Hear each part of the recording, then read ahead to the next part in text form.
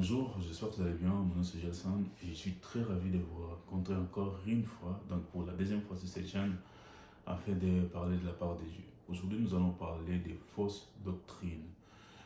Pour commencer, pour faire très simple, une doctrine, c'est l'ensemble des notions que l'on croit vraies et que l'on enseigne à un certain groupe de personnes, espérant que ces personnes-là puissent vivre selon ces enseignements.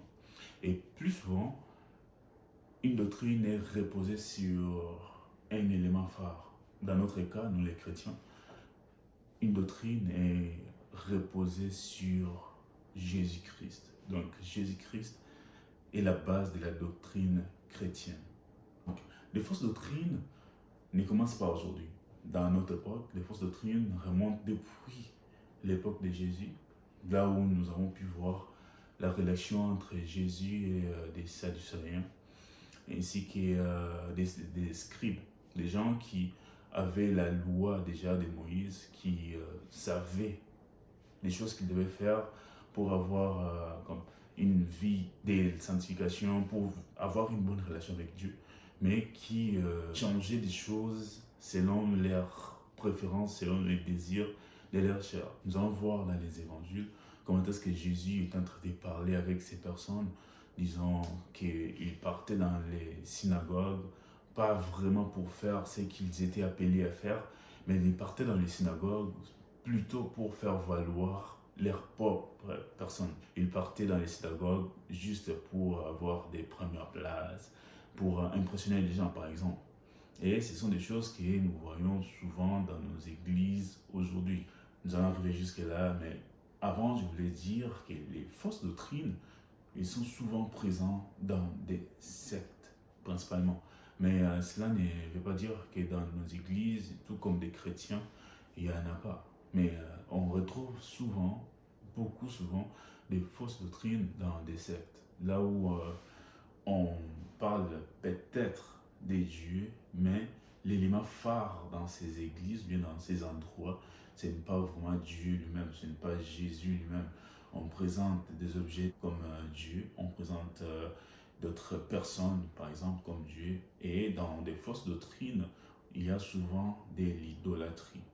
Donc on adore des personnes, on adore des objets à la place d'adorer Dieu lui-même. Cela ne s'arrête pas seulement dans ces endroits-là, mais même dans l'Église, la fausse doctrine s'installe progressivement. Alors, comment vivre à l'extérieur des fausses doctrines? Donc, pour répondre à cette question, la première chose que j'ai envie de dire se trouve dans les livres des Actes 17-11, où la Bible parle des Juifs qui étaient enseignés et qui partaient souvent dans les Écritures afin de vérifier ce qu'ils recevaient comme enseignement. C'est d'ailleurs la chose que nous devons faire aussi étant des chrétiens. Pour ne pas vivre dans des fausses doctrines, pour éviter des fausses doctrines, il faut avoir une vie de prière saine et une vie de méditation qui est conséquente pour que l'on puisse grandir nous-mêmes, parce qu'il est important de grandir et pouvoir analyser par nous-mêmes des choses que nous mangeons, des choses que nous buvons, parce que la parole, c'est l'aliment d'un chrétien, c'est la chose qui rend la vie chrétienne plus forte, tu vois. Et nous sommes souvent exposés à des prédicateurs, à des gens qui nous enseignent, ce qui est très bien. Cependant, cela ne nous empêche pas de lire par nous-mêmes les Écritures afin que nous puissions savoir c'est quoi la volonté de Dieu, qu'est-ce qu'il a vraiment dit par rapport à la marche avec Dieu et comment est-ce que nous devons marcher. Parce que nous ne sommes pas seulement susceptibles à écouter ce qui vient d'autres personnes, mais nous-mêmes, nous devons aussi avoir cette communion avec Dieu afin que nous puissions avancer avec lui dans une bonne direction et éviter de se faire comme mentir ou bien arnaquer d'une certaine manière. Une chose que je voulais ajouter, c'est que s'attacher à la parole, c'est très très important. Cela nous aide à voir des choses très claires par nous-mêmes, plutôt que de rester seulement à l'écoute des gens que l'Éternel utilise, bien sûr, mais pouvoir écouter nous-mêmes Dieu nous parler. Je vais vous donner un exemple de ma propre vie. Il a donné ma vie véritablement à Jésus au début de ma vingtaine. Je dis au début de ma vingtaine parce que bon, j'avais eu à connaître les choses de Dieu très tôt dans ma vie. Mais j'ai donné vraiment ma vie véritablement à Dieu au début de ma vingtaine. Pourquoi? Parce que avant,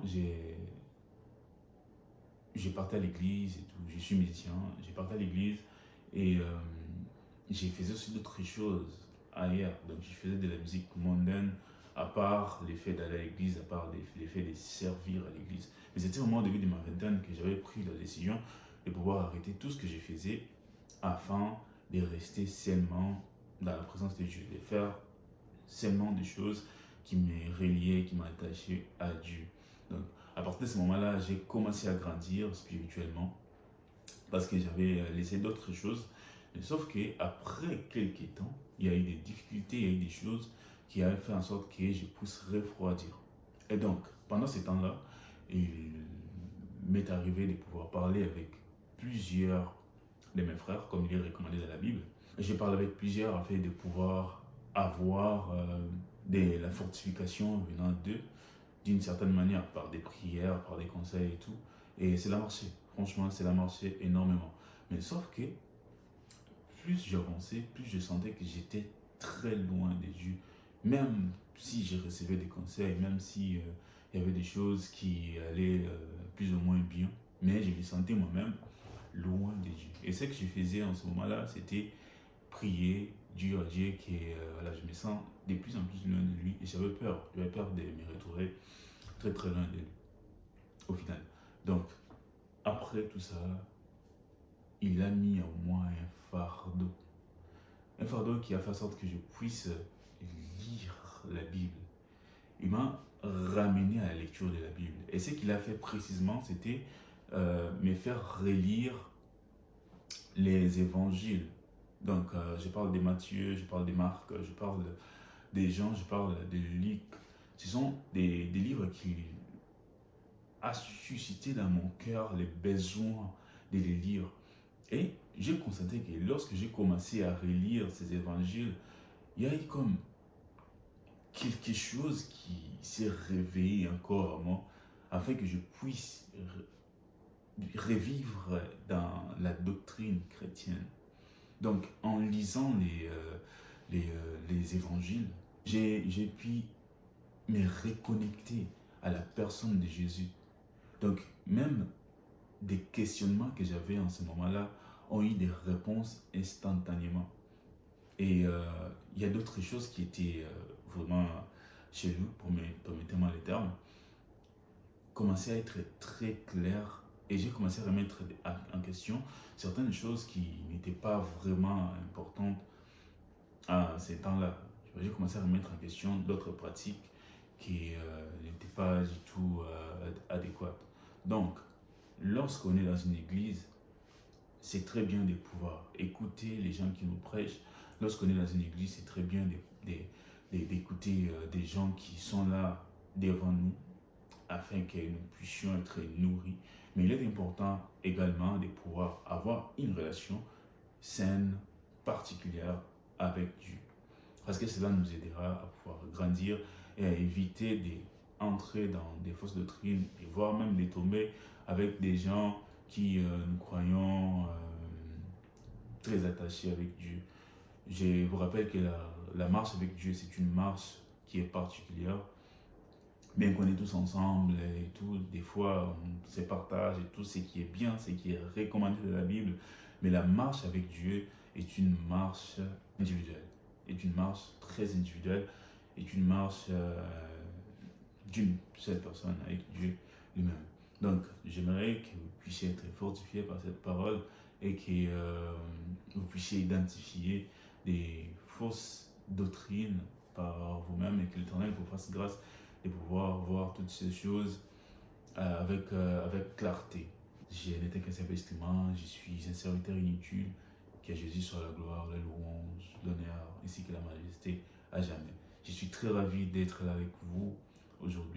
très ravi de partager avec vous cette parole que Jésus a déposée dans mon cœur.